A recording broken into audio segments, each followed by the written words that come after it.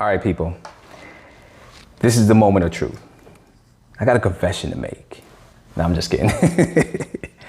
Welcome back to IT. This is gonna be a pretty short video, but still like and subscribe to my channel. I'm gonna try to keep these videos coming right now. For me, these videos are really easy and it doesn't interfere with my studies. It doesn't interfere with my daily life. I can record one of these videos using my phone and get the video up in no time. So I'll try to keep them coming now. As of right now, just look for my videos when you can find them, but subscribe and then you'll get notifications when I do my videos. Also, check my description box below. I'm gonna put my Twitter name in there. I just created a Twitter last night, so I'm trying to network and get more involved in the IT community. So, you know, if you're out there, show me some love. But this is gonna be a short video. I wanted to just have a talk with you about why I failed my AZ-900 and some tips you can do to prevent you from making the mistake that I made. I'm not gonna do any structured tips. I'm just doing this, I'm just freestyling it, so it is what it is. So I knew the day of the exam, I knew that morning, it just wasn't a typical morning for me. Everything was off. I didn't work out in time. I took my pre-workout at the wrong time. I was all over the place. I didn't have my place in order as far as my testing environment. I wasn't starting the day on a good foot anyway.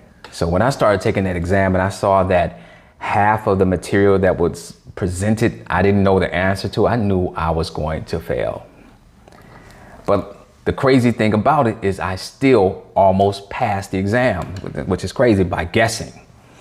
And I don't want to, that's not the way I want to learn. I want to really learn this stuff. I'm not trying to just guess, have a certification just to be lying about my level of knowledge on a subject. I want to really know the material that I'm studying.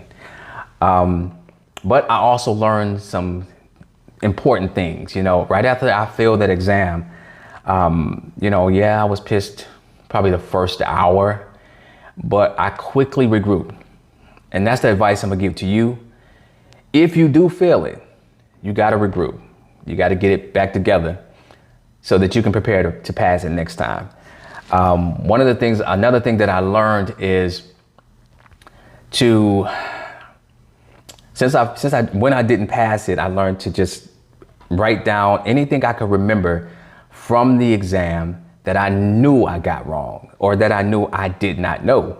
So I made these notes right after the exam.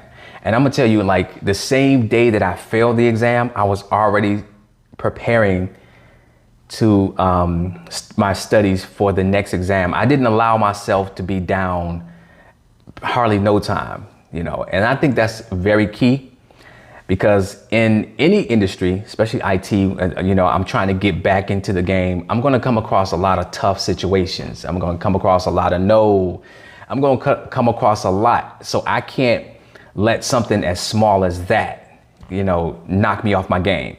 I'm going to experience a lot. And to be honest with you, I've already been through a lot in life. So I was looking at it like, this is nothing compared to the stuff I've been through. So yeah, let me pull this together and get this right. So I want to get you in that same mind frame. But I also learned another key thing. I didn't go back over all my content before the exam. So my preparation was totally messed up.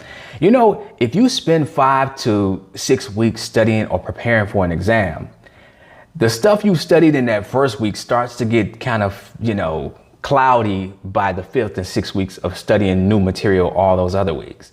So you have to go back over it. And that's the reason why I didn't pass it, because the concepts and the material that I didn't pass was in my first week of studying, and I didn't go back over it. So I forgot it, to be honest with you, just being honest. So that's another piece of advice that I would give you, you know. Overall, you know, you get another chance to take the exam. Yes, you do have to pay again. So yeah, I did ultimately pay $200 for a fundamental exam, but But overall, I've taken so that means I've taken 3 Microsoft exams because I got my database administrative exam certification, and I took the Azure 900 twice. So I'm so comfortable with the way they lay out their exams now. I don't know if I'm going to continue taking, further exams. I'm considering the data engineer pathway, but I don't know. But I wanted to just get on here, give you some quick advice, some motivations, a couple little quick tips. Watch this video before you take your exam.